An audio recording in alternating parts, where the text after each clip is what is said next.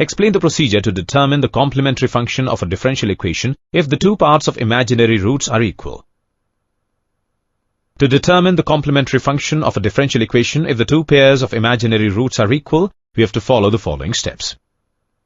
Let's understand these steps with the help of an example. Consider a differential equation. In the first step, we arrange the given differential equation in such a way that all the terms having a dependent variable lie on the LHS. In this given differential equation, we see that all the terms having a dependent variable y lie on the LHS, and the term having an independent variable x lie on the RHS. So we don't need to rearrange this equation.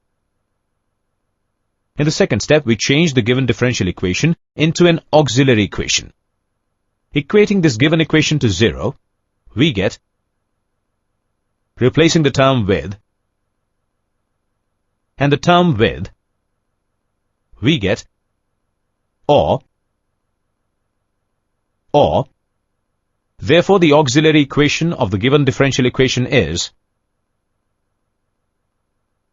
In the third step, we determine the roots of the auxiliary equation. This auxiliary equation can be written as or.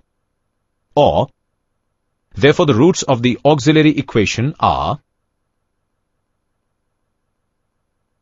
And in the last step, we determine the complementary function of the given differential equation depending upon the type of roots obtained. When two equal pairs of imaginary roots are of the form, then the formula for the complementary function will be, since the roots are, therefore the value of alpha and beta will be, substituting this value of alpha and beta in the above formula, we get or.